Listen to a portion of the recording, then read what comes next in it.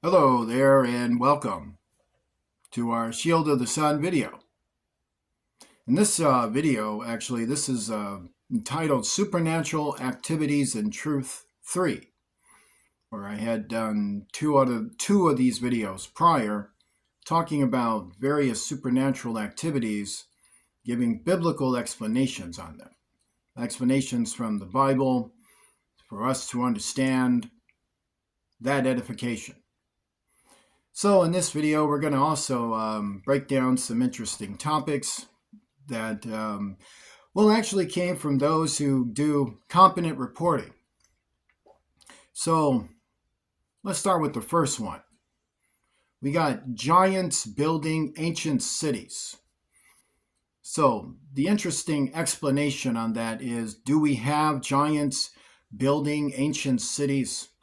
Well, in the Bible, in the early chapters of Genesis, we read about various races for which ancient empires had to take down. Like we read about the Rephaim, and you read about Shohan, and we read about Og, king of Bashan, and how the Israelites took over 70 plus cities and such. All right, so we read about how the Israelites, when they came in, they had to take Og out, and they had to take the cities of Shohan and Og. If you combine them, that's like 70 plus cities and such.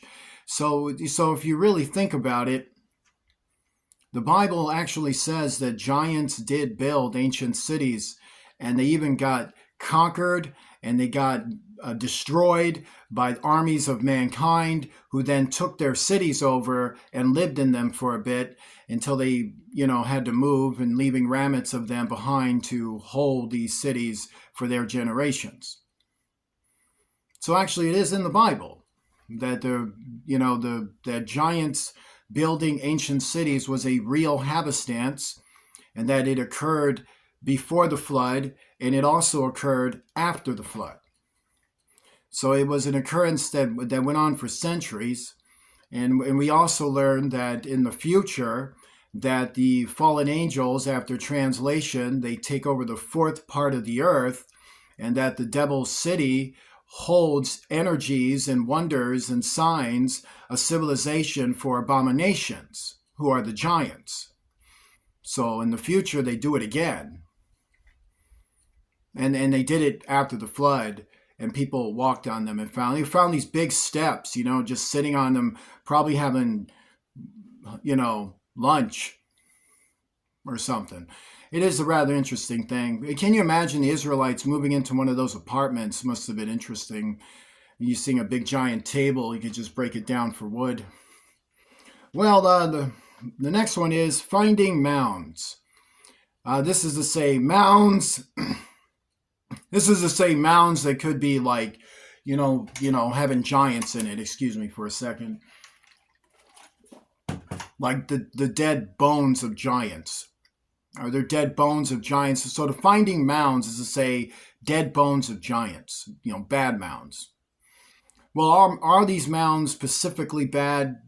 Well, yeah, but to understand it, they have a curse to it, and if you don't know what it is, so to understand how curses work, when you go among a site that has like a mound where there's the bones of giants, usually Jesus protects you even in your ignorance, because it's the world has grace, mercy, and protection, and protected by God. So usually that is the case. And then other times there's signs, wonders, and miracles that pertain to prophecy. And when that happens, people can have encounters. They'll have things that will happen. And when persons go toward mounds, these mounds carry those kind of energies. And so the other matter is, to even understand it before we even get into it, biblically, does the Bible support that giants were buried in mounds?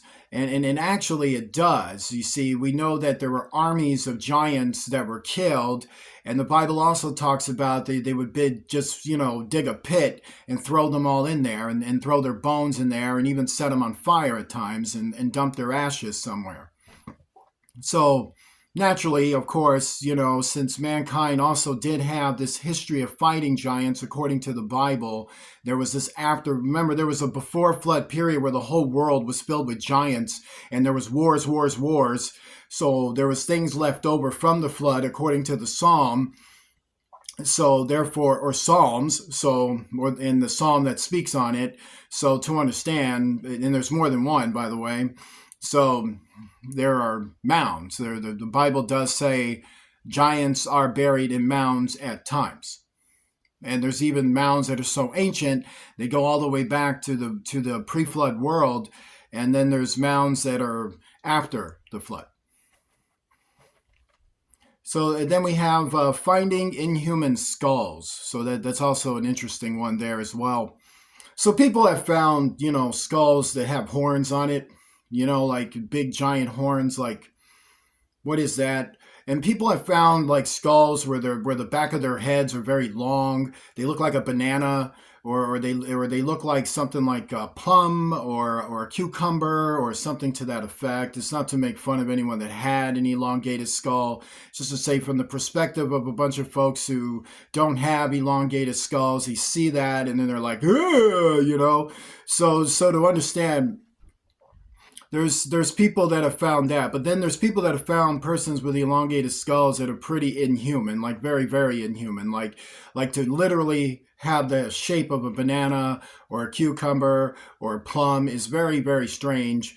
And people wonder about that, like, well, what's up with that? And then finding, skulls that could have double rows of teeth and or very sharp teeth, or maybe just like animalistic teeth, like something out of a tiger or a shark. And then people finding skulls that have well, clear injuries to them, like there's holes in them, usually along the forehead, and there's cracks in them, a type of crack where something was pulled out from them, or burned or blown out of them. So that is very interesting. So what do we got? So, to understand, finding inhuman skulls. So, what does the Bible tell us? The Bible tells us there's bodies for the universe. That's to say, the celestial plane also. There's bodies for that too. So, there's bodies terrestrial, there's bodies celestial, there's earth based bodies, and there's translation and movement in space time coordinates. So, to understand, if there is giants, demons, and there are demons in multi-dimensional fields who occasionally find themselves on other worlds and then occasionally find themselves on Earth. The Bible tells us they would adapt with bodies in order to temporally move into our plane and translate to a bodily form. The bodily form will be abomination, but it will have mechanics that would make it receptible to destruction, to death. And therefore, persons have encountered them, persons have fought them, and persons have killed them. So they have died in our temporal plane in various ways. The Bible tells us they've died in wars, they've died in various encounters, wrath from angels, and various things like that. That's to say the wrath of God that these angels would be administrating. Just wait till the train passes.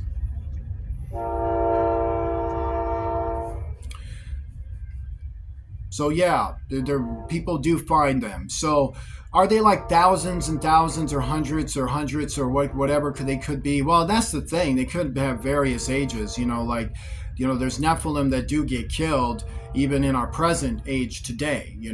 There are persons out there who go out there and kill giants, kill various giants.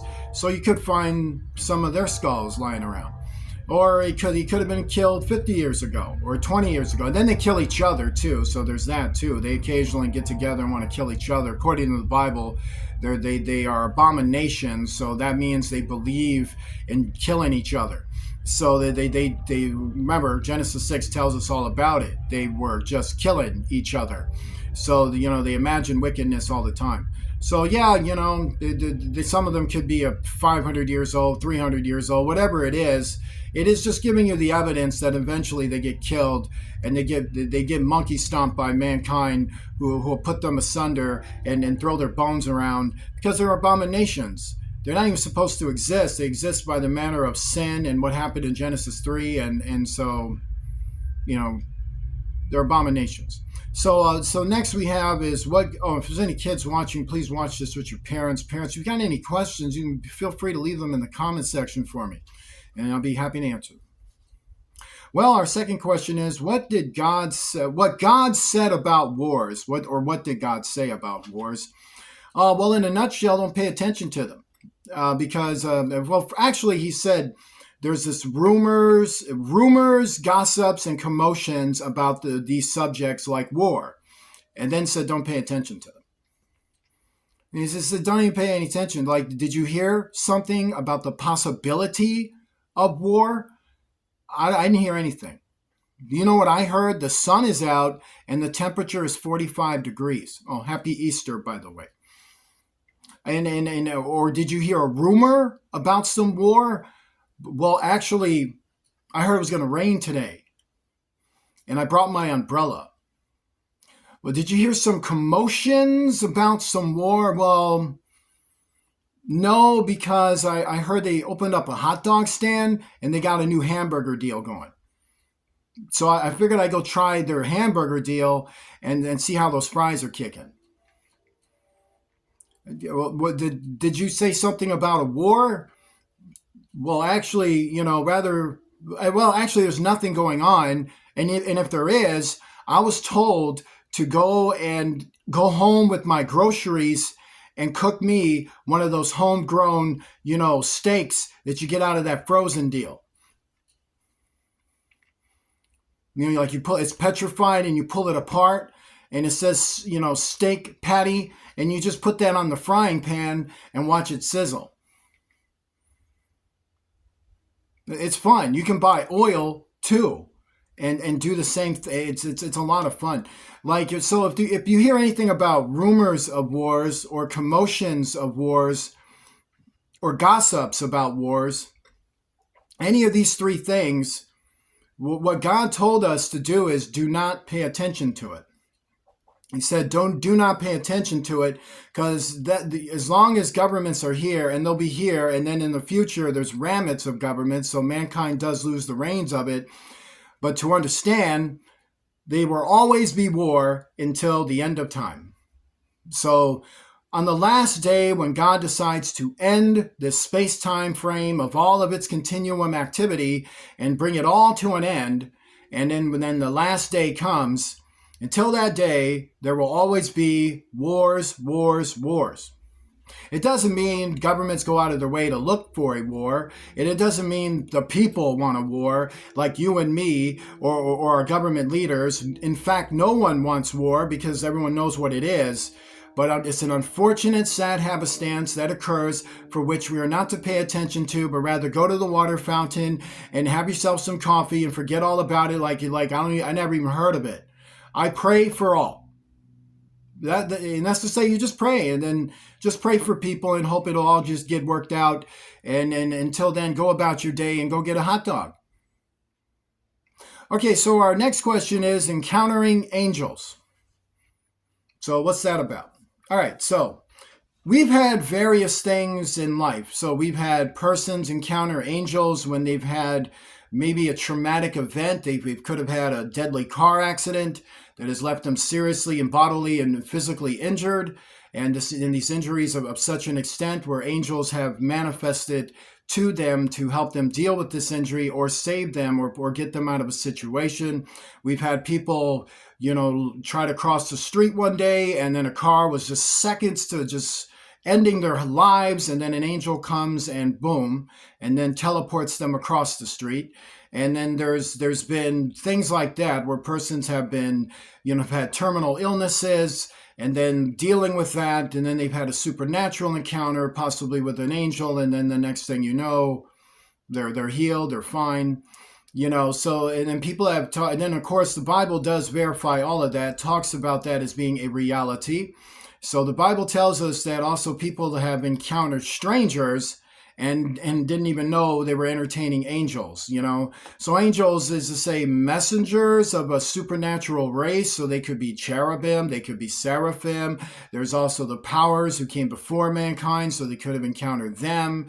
And they could encounter all sorts of races of persons, even members of mankind who made it into heaven. They would be considered angelic messengers themselves. So there's them as well. So these strangers could have been anyone, you know. So it is rather very interesting how that goes. You've even had people, according to the Bible, where when Jesus visited hell and went to the realm of the dead, he had resurrected people from this region to walk back on the earth and to say hi. And people that had been dead for many, many years, according to the Bible, were resurrected and came back and saw their family members and things of this nature. They would have been considered angels too, because they came from another multi-dimensional realm, and they came here, and it's come from heaven. That's to say, the ultimate realm beyond all dimensions. And then there's people that'll come from there and give a talk to you. So that is very, very interesting. Well, this is what we got. Join me in a prayer. Our Father, who art in heaven, hallowed be thy name. Thy kingdom come, thy will be done on earth as it is in heaven. Give us this day our daily bread. Forgive us of our debts as we forgive those who are our debtors. Lead us not into temptation, deliver us from evil, for thou art with us. For thine is the kingdom, power, and glory forever and ever. In the name of Jesus Christ, the King of heaven. Amen. If you'd like to donate to Shield of the Sun, please do so using Cash App to $ Shield of the Sun, spelled in small case letters close together. I'd like to say God bless you, and I will see you soon. I'm just testing that out. You have a good day.